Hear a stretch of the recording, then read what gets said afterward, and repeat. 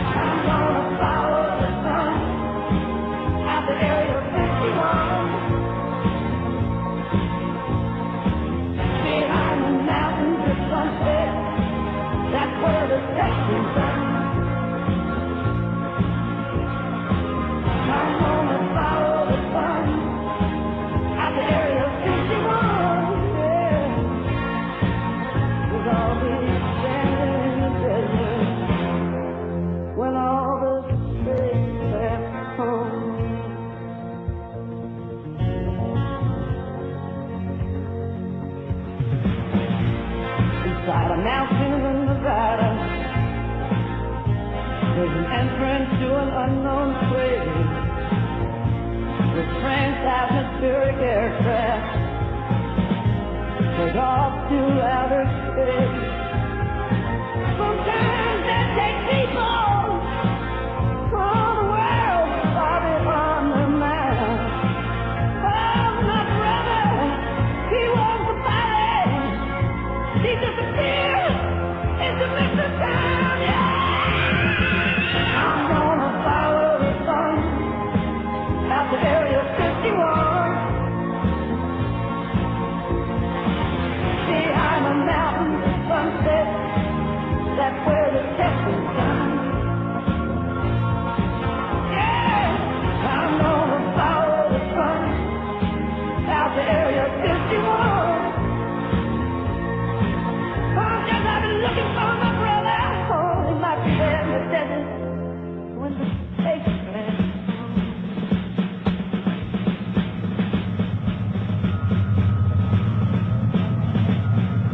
When the spacecraft.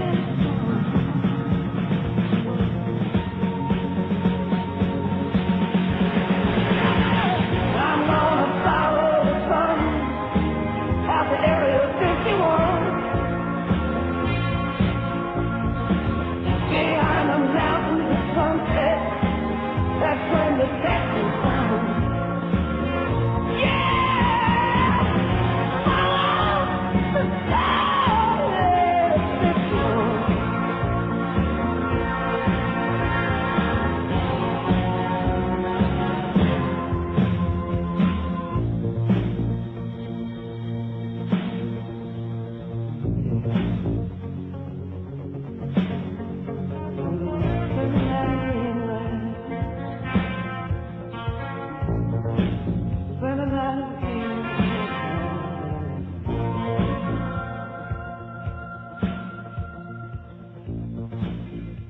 Spend the night in Dreamland.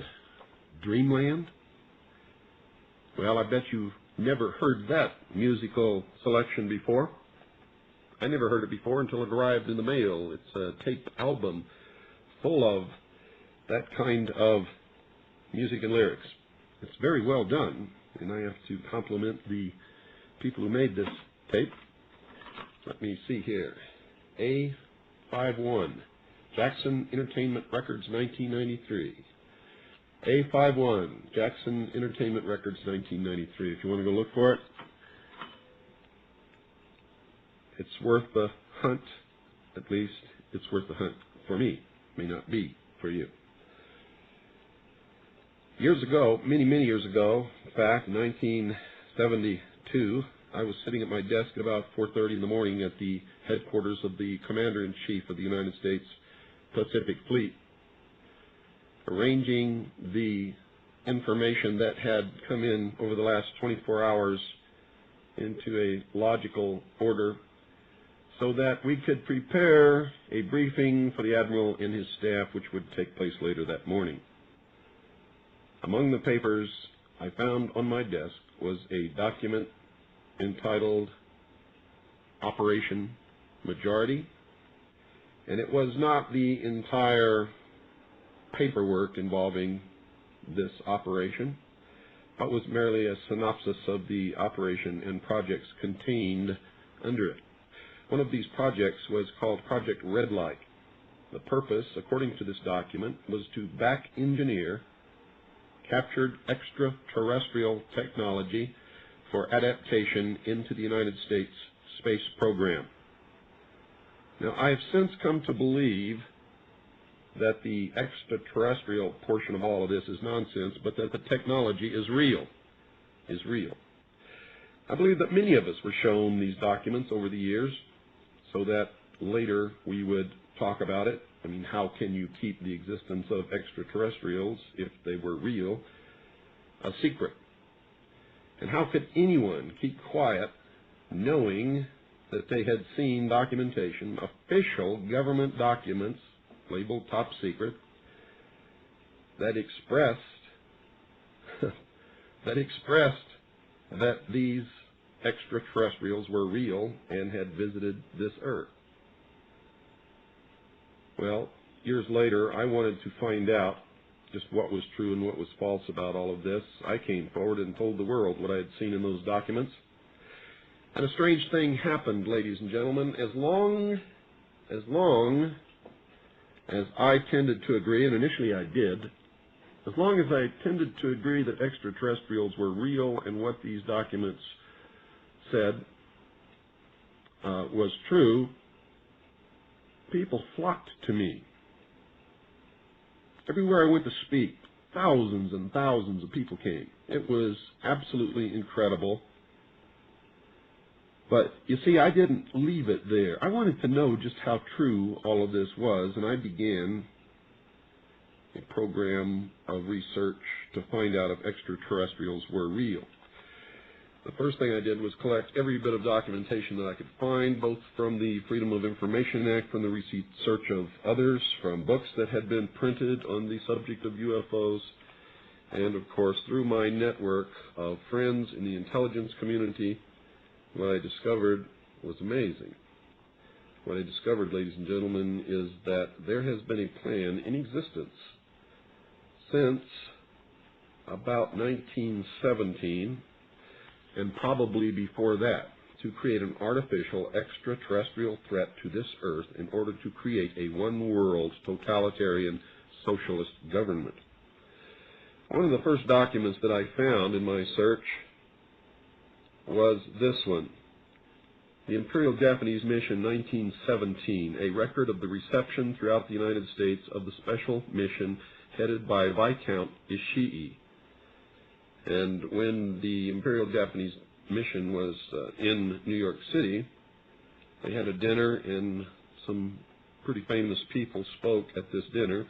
One of them was John Dewey. John Dewey is the father of our failing, disastrous public education system.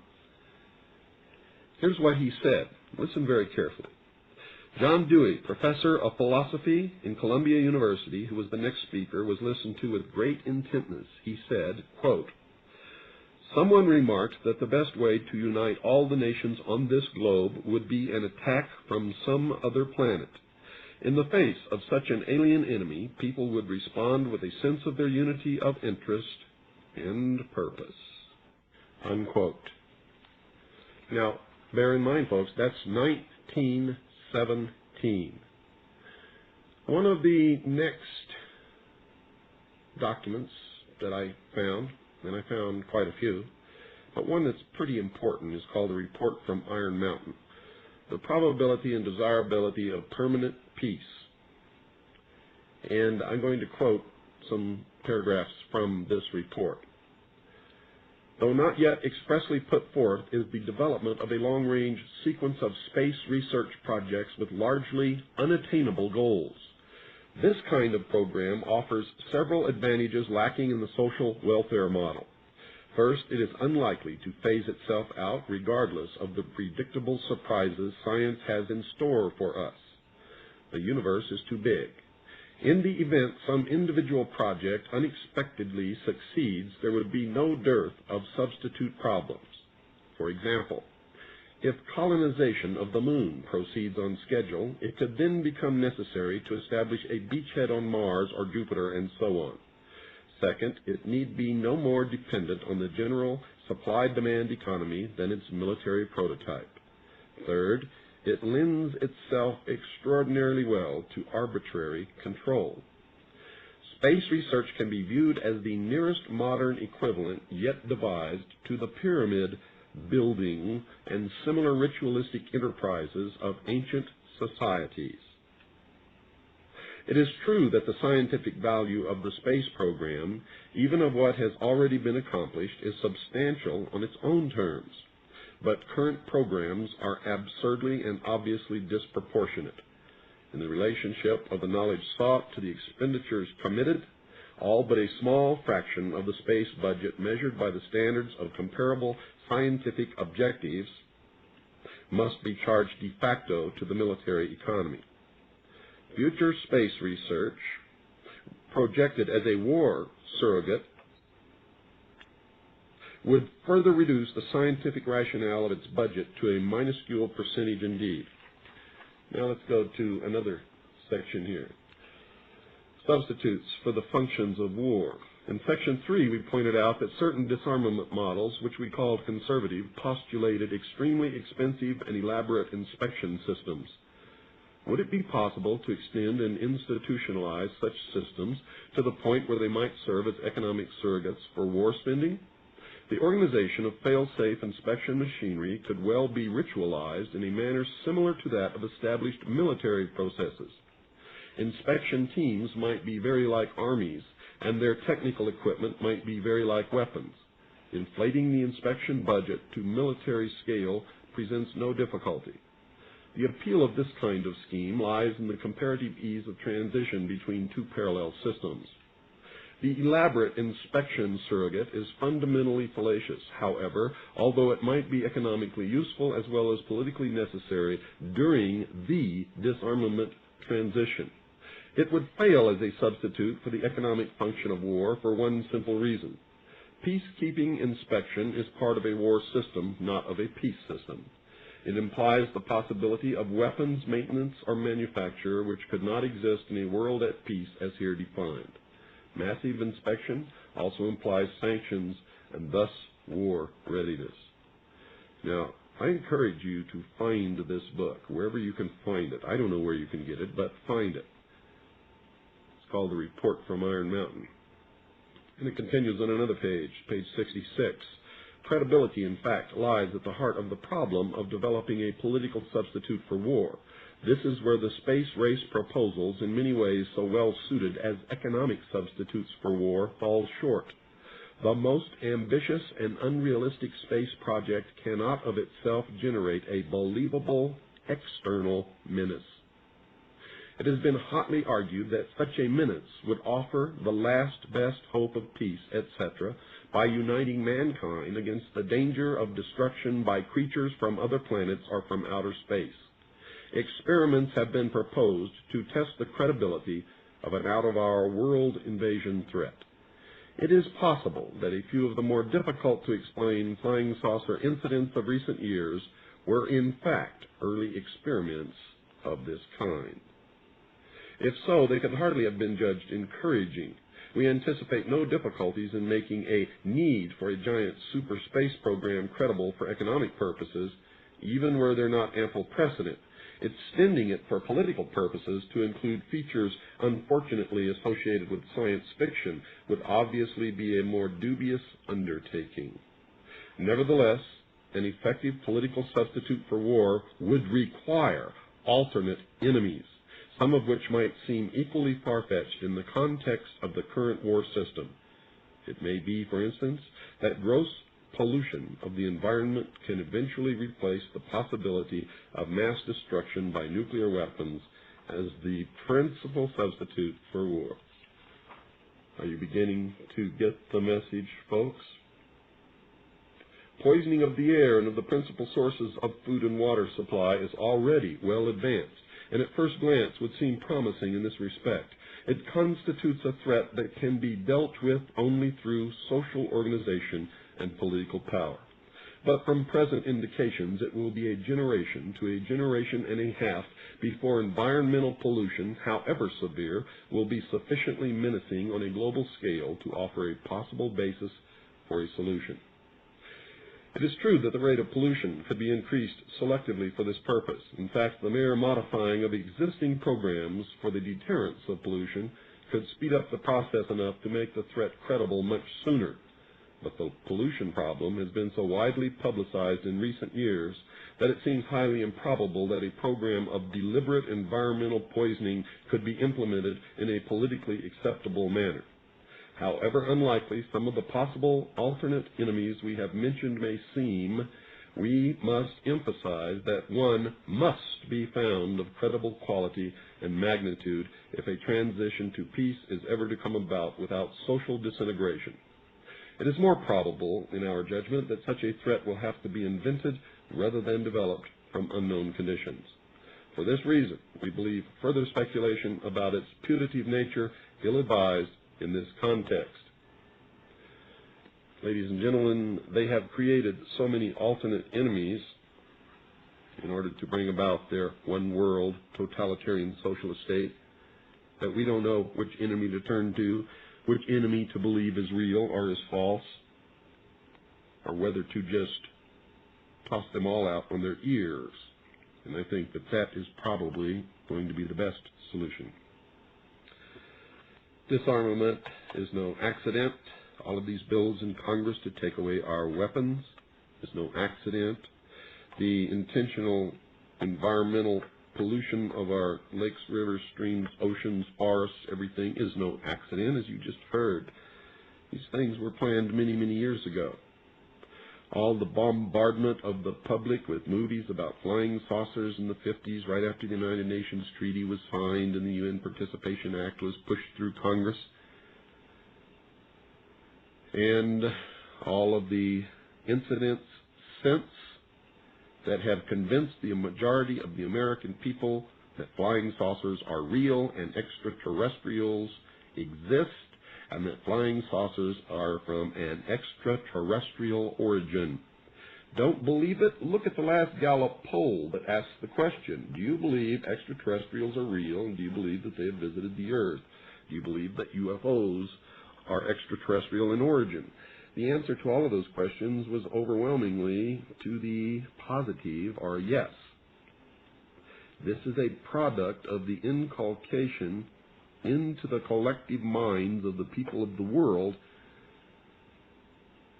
that flying saucers are real and that they are of extraterrestrial origin. This is being promulgated in many ways, by television commercials, in the movies, in the newspapers, by creating incidents either real or imagined, either promulgated or of genuine extraterrestrial origin. You see, we, the average everyday Joe Blow, has no capability whatsoever to find out whether this is real or whether it is just another ruse to bring about the New World Order. I believe, because of my research and because of the extensive documentation that I've found and that is in my book, that this whole scenario has been created to give us an artificial alien threat from outer space. During the Reagan administration, he made 6 speeches. At the ends of these speeches, I mean, he made more than 6 speeches during his administration. I don't want you to think he just made 6. But he made 6 which specifically talked about a threat from outer space by some other species from some other planet. 6, ladies and gentlemen. Why would the president repeat the same thing 6 times, tagged on to the ends of speeches by him? The speechwriters did not put that in the speech. Ronald Reagan added it himself. One memorable television broadcast of Ronald Reagan and Mikhail Gorbachev together, Ronald Reagan stated that they had agreed in private that if the Earth was attacked by some other species from some other planet, the United States and the Soviet Union would combine their military forces to repel such an invasion. Mikhail Gorbachev walked to the microphone and said, although he could not foresee anything like this happening in the near future, if it did, that Ronald Reagan was right, we would combine our military forces to repel such an invasion. Coming from the leaders of the 2 greatest, most powerful nations on the face of this earth, this was a powerful suggestion to implant into the minds of the people of the world that there really is a threat from some other species, from some other planet to this earth. Now, is that true? Or is this just a part of a plan to make us believe in this threat in order to get us to put away our national boundaries, to accept whatever sacrifices are called upon us to accept in order to face this threat from outer space? Now, you people out there have been ignoring the UFO phenomenon for too long. You have been ignoring this abductee phenomenon for too long. It has all the earmarks of the most successful, most sophisticated mind control operation in the history of the world, and you are ignoring it. What better way to implement a plan to bring about a one-world government than to create create the possibility in the minds of the people of the world that we are being threatened from some other species, from some other planet, and do it in a way that if anybody questions it or challenged it or wants to talk about it publicly, that they are ridiculed. Yet, the idea persists despite the ridicule. And what if, ladies and gentlemen, the government is not keeping anything secret from us? What if, when they tell us that UFOs are no concern to the government or the military because they do not pose a threat to the national security, what if they're telling us the truth? What if they're telling us the truth because it's their technology? It's our technology and there are no extraterrestrials, therefore it does not impose a threat to the national security.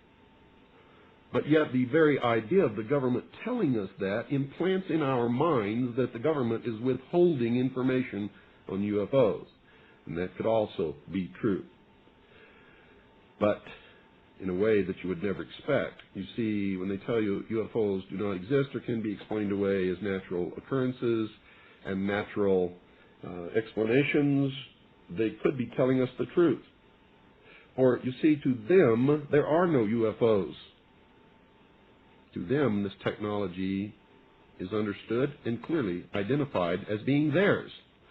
So when you ask them a question about UFOs and they say, there are no UFOs, UFOs do not pose a threat to the national security, ladies and gentlemen, I believe they are telling us the truth in the context of the information that I have just given you. Do we have such advanced technology? Are there secret military bases called one called Area 51? Could there be a mesa somewhere with the airfield of the future built into it, from which flying discs using a new propulsion technology make forays out into the night? Yes, ladies and gentlemen, I believe that there is.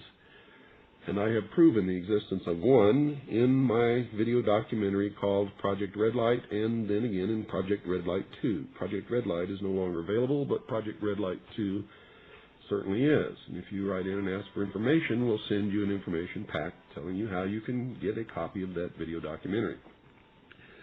This base exists in the desert of Nevada on land allotted to the Atomic Energy Commission, the most super secret agency that there is. So finding out anything about this area called Area 51 or Groom Dry Lake is next to impossible.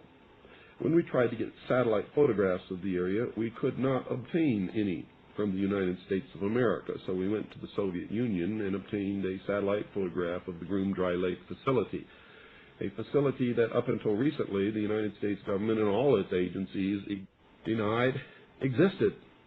No one would take credit for it. No one would tell us who operated this facility. No one would tell us what was out there. But when we got this satellite photograph from the Soviet Union, there it was, a facility, a runway over 30,000 feet long on a dry lake bed, huge hangars. You could clearly see MiGs and other aircraft on the tarmac. And there is no doubt that it exists. Now, let me read to you something here, folks, that's extremely important, because there is a technology flying in our sky that you don't know about. You see, quite a while ago in California, they began to have these strange earthquakes, but they weren't really earthquakes. You see, they were skyquakes. They were caused by some tremendous sonic boom of some tremendously fast aircraft flying at a very high altitude that nobody could see. It was tracked by the ground control approach people at the San Francisco facilities as coming from the Nevada desert in the vicinity of the Groom Dry Lake area, and went off their radar screens at the very top of the atmosphere. Now, don't ask me what that means. Did it go into space? Did it disappear? Did it go into another dimension? I don't know, ladies and gentlemen. I don't have all the answers. I just have an awful lot of clues. Now, these sonic booms are measurable on seismographs, the ones that measure earthquakes. I'm holding in my hand a seismic profile of the recent skyquakes, and this was provided by Jim Morey of Caltech to researcher Victor Martinez. The first indicated mark, actually lying under the 610 time marker, is that recorded by the Catalina Island seismograph. The second, slightly before 611, is that recorded by the Mount Wilson seismograph. Careful scaling, folks, of the original printout indicated that the two skyquakes were 52.5 seconds apart. The two recording seismographs, Catalina Island and Mount Wilson, are nominally 64 miles apart. Thus, the vehicle causing the skyquakes traveled the 64 miles at an average speed of 1.219 miles per second, or 4,388.57 miles per hour. At 40,000 feet, folks, the speed of sound is 640 miles per hour at standard temperature and pressure. Dividing 4,388.57 by 640 yields Mach 6.857. It's time to take our break. Don't go away, folks. I'll be right back after this very short pause. This is William Cooper speaking to you, folks, for Swiss America Trading, our good friends, people who have backed this program during the good times and during the very worst of times, and have never wavered in their loyalty or their willingness to help the listeners of this program save their assets against the coming economic collapse, and it is coming. Monday we're going to do a show on how we can stop that. There's an organization that's put together a plan that is the best that I've seen, so make sure you're listening Monday. But even if we're able to do that, you're still going to have to take precautions, because there's going to be tremendous financial fluctuations no matter what we do. And that's just normal. But if we're not able to change anything, an economic collapse is coming, ladies and gentlemen, that if you are intelligent and if you've really studied our economic situation, the history of the Federal Reserve, then you know that we cannot escape this if we don't do something now. But to make sure that your assets, all that you've worked for in your life, are safe, you need to make an investment in the only thing that has ever protected anyone's assets during the history of the world. Those things are gold and silver, precious metals. Call Swiss America Trading right now, 1-800-289-2646. That's 1-800-289-2646. Talk to the experts there. And for the first 200 callers, ladies and gentlemen, you'll receive Harry Figure's report entitled Tackle the Debt. And if you mention my name, William Cooper, you'll also receive a free newsletter on protecting your future. By protecting your future, you're protecting the future of this show, the hour of the time, in freedom for the world. Call now, 1-800-289-2646. That's 1-800-289-2646. Folks, you'll be glad that you did.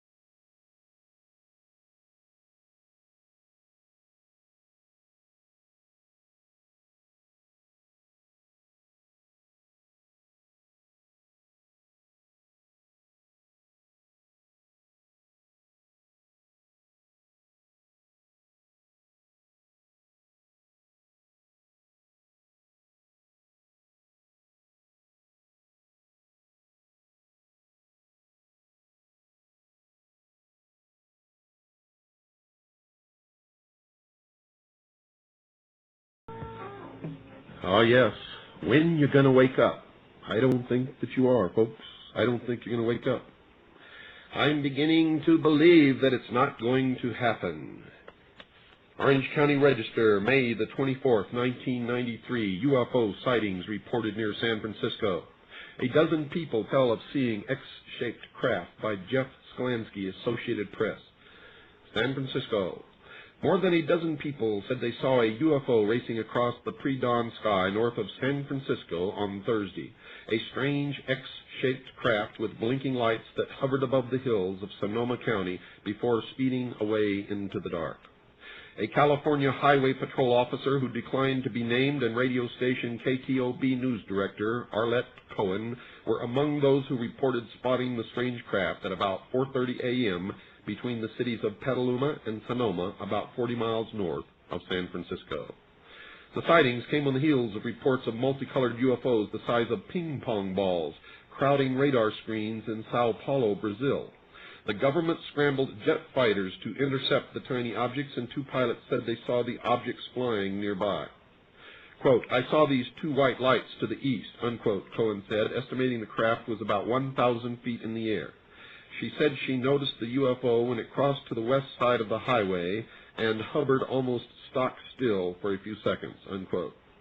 Cohen said she was driving to work at her Petaluma station northbound on US 101 and made the sighting shortly before reaching Petaluma.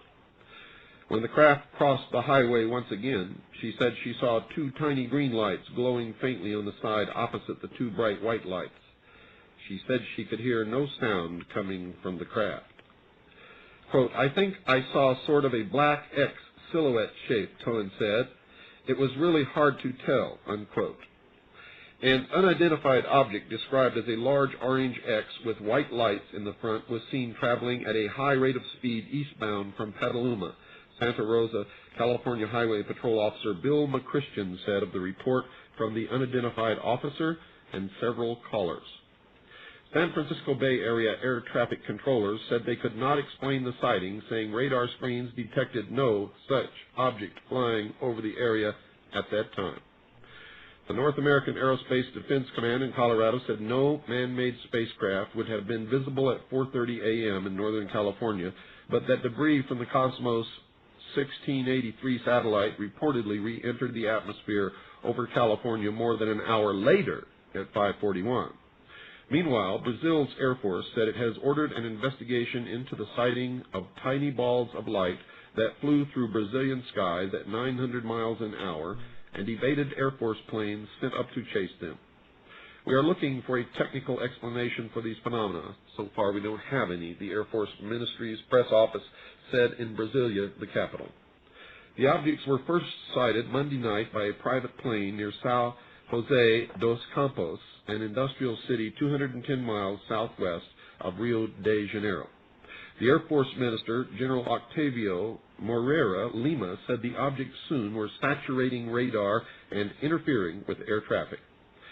In São José dos Campos and nearby Sao Paulo, Brazil's biggest city.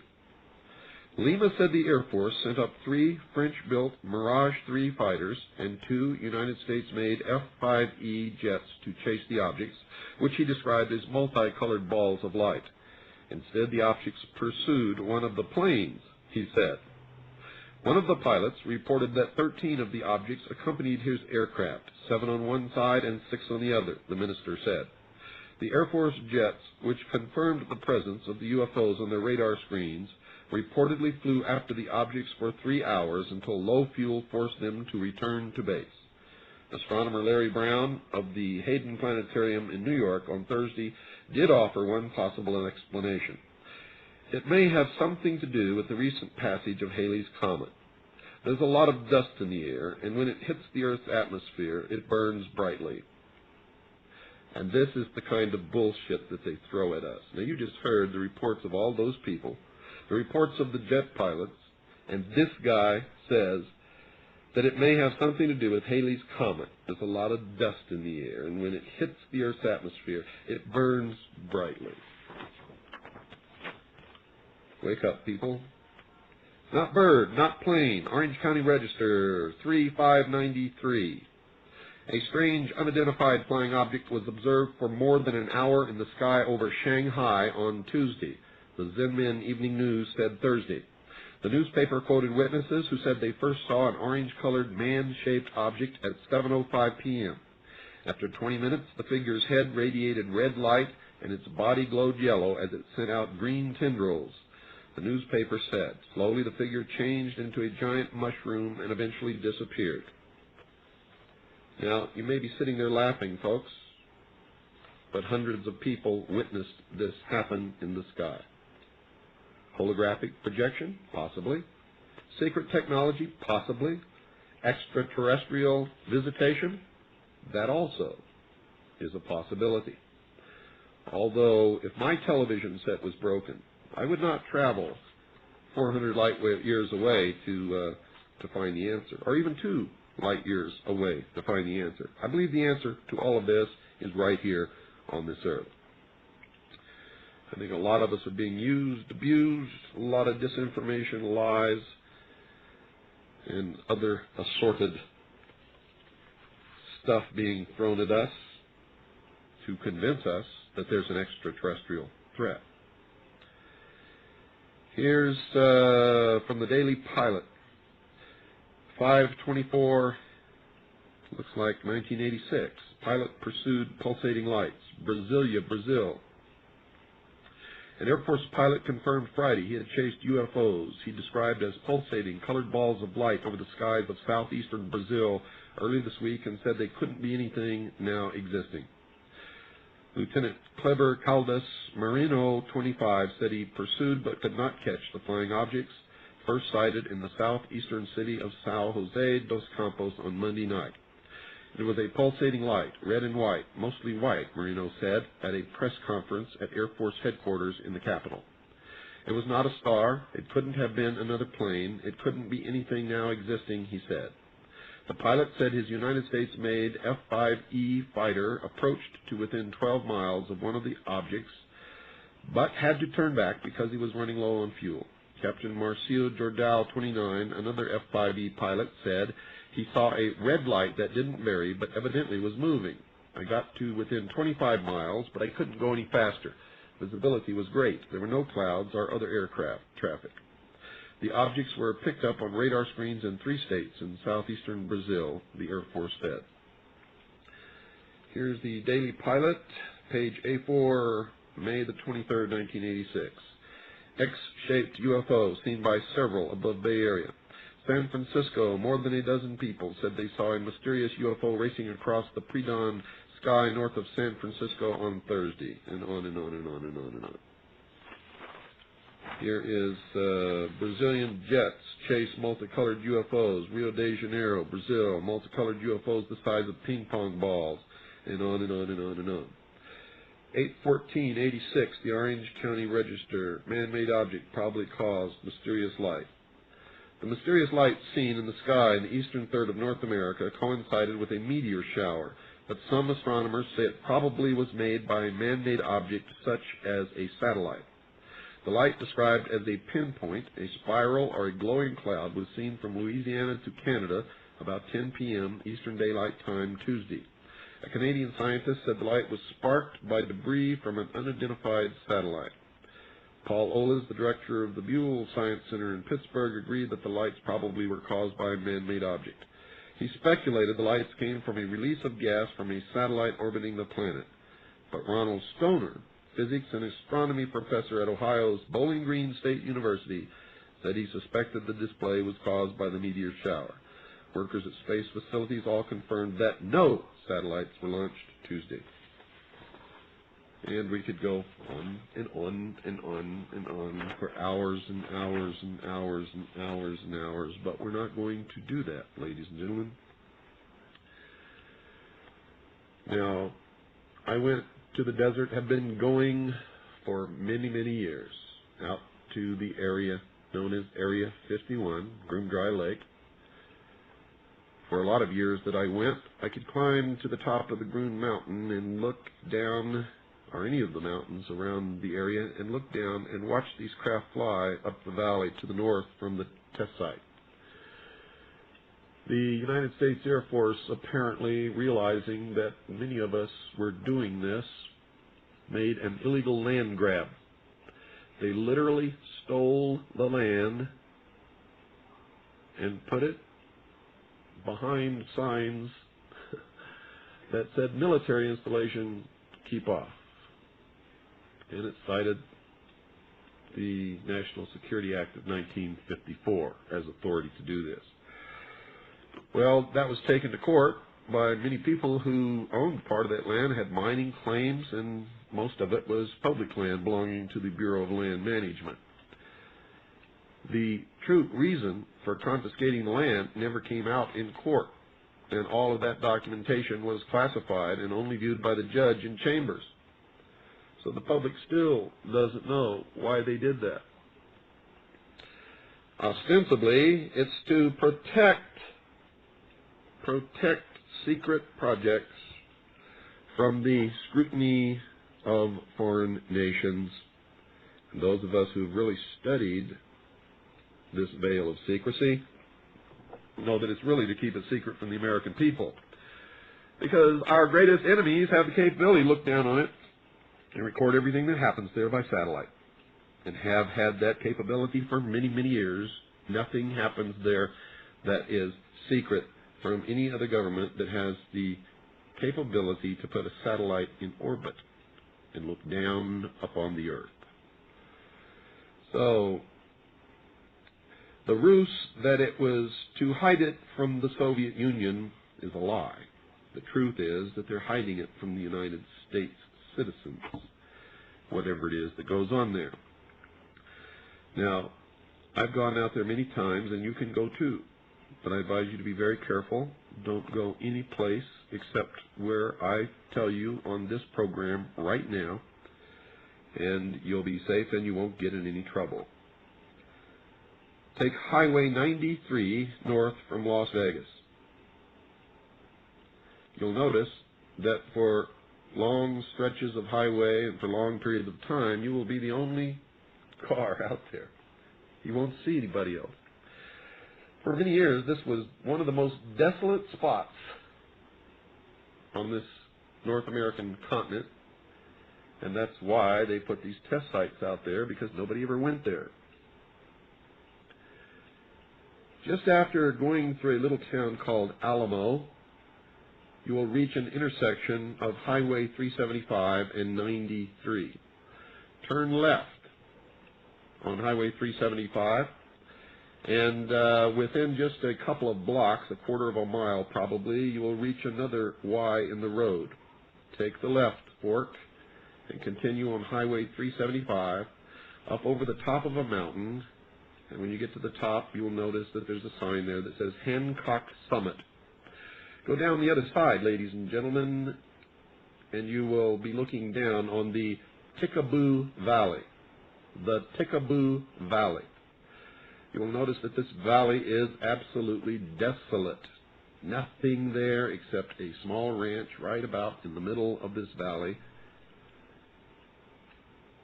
And as you travel across the valley on Highway 375, look to the left. Keep looking to the left. Right beside the road, you'll see a mailbox, a black mailbox. Now, if you continue on Highway 375, you'll go over the top of another little mountain called Coyote Summit. And as you go down the other side, you'll see that there is a mobile home town just right there in the middle of nowhere. And most of these people who live in that little town, called Rachel, work at or for the test site. Some of them are prospectors. Some of them run little businesses there. And on the other side of the town, you will see a place called the Little Ailey Inn. You can get a room there. I suggest you call in advance, Rachel, Nevada, Little Ailey Inn. The area code is 702. Call the information operator. They'll give you the number. Talk to Pat or Joe. Tell them I send them my love, and ask for a reservation for a room before you go for the nights that you're going to be going. Now, I recommend, folks, that if you want to see this technology fly, that you take at least a week. 3 days at the least. because you don't know when they're going to fly these things, and nobody does either. And don't listen to these rumors that they always fly on Wednesday night or Friday night or at 4:15 in the morning. You can always see it, because that is a crock. It's not true. You'll be lucky if you see it, but the longer you stay, the more apt you are to see this technology actually flying in the air. You're going to have to sleep during the daytime and go back to the mailbox at night. Park at the mailbox alongside Highway 375.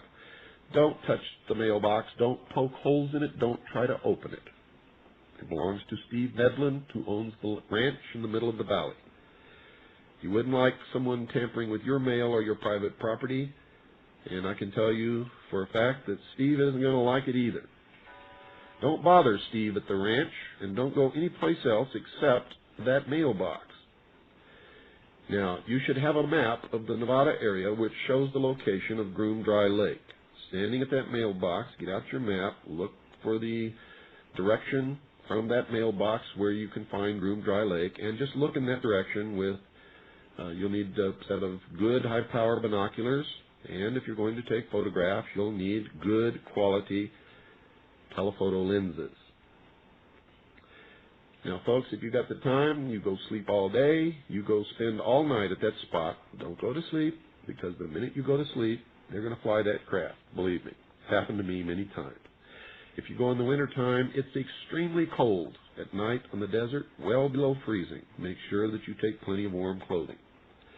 Now, if you don't go anywhere else but the places that I've just told you, you will not be in any danger. You will not have any problems. You will not be hassled by any law enforcement people or the goon security from Wackenhut who patrol that BLM land there where they have no authority.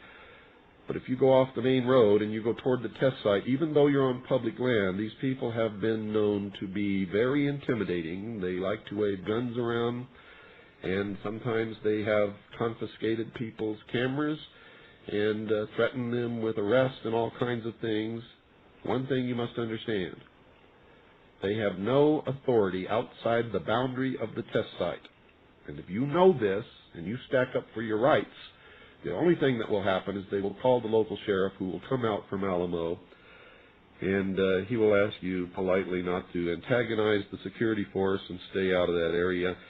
And if you're listening to me, you won't go in there anyway, okay? When we go wherever we want to go, as long as we stay out of the bounds of the test site, because we know how to deal with these people. We know our rights. We carry a copy of the Constitution and the Bill of Rights with us. We make extensive preparations before we go, telling people what our itinerary is. We send sealed letters of our itinerary and our intent to the Lincoln County Sheriff and to all of the news media in the state of Nevada and in our home state. We protect ourselves. Now, I don't know if you know how to do all of that. If you do, then we strongly suggest that you use these techniques. If you don't, then as long as you do exactly what I've told you to do and nothing else, you will not get in any trouble. Now, watching these disc-shaped craft fly in the sky is an incredible experience. Now, if you can't take the trip, ladies and gentlemen, we have a video which is I believe about an hour and 41 minutes long, which shows you the entire area. We have filmed on videotape these craft flying in the air at night, sometimes with helicopters flying around them, and they make the helicopters look like ants next to a cow. They're huge. We also have on this videotape the only video that I know of in existence of a huge cigar-shaped craft hovering in daylight over the test site, and it moves into a cloud bank and disappears. It's incredible video footage that we got. We also have footage of the black helicopters and of the little alien, and even some of the aircraft flying in their maneuvers, which are incredible. We've been literally knocked to the ground by jet fighters flying just a few feet above the ground, who flew right over us on one occasion. So if you want to go and have fun. If you can't go and you want to order our video documentary, order Project Red Light 2. If you're a CAGI member, it's $35 post-paid. If you're not a CAGI member, it's $75 post-paid. Folks, I hope you've enjoyed tonight's program. Please wake up. please don't ignore this UFO business or this abductee business, and we may talk about abductees on other nights. It's serious, and it's causing us to think in a way that could be dangerous to our individual freedoms. Call Swiss America Trading right now, folks. Don't forget, call Swiss America Trading right now, 1-800-289-2646. That's 1-800-289-2646. You'll be glad that you did. Good night.